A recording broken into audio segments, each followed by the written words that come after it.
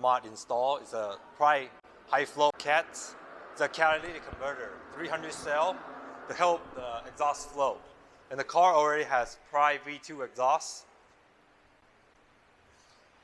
And what it does is it's not only increasing the power a little bit, but it also reduces the weight a little bit. So the high flow cats will save around 10 pounds.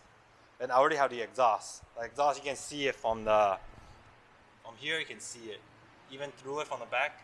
So in this video, I will take some sound clips, some drive-bys. You guys will be able to hear the exhaust note.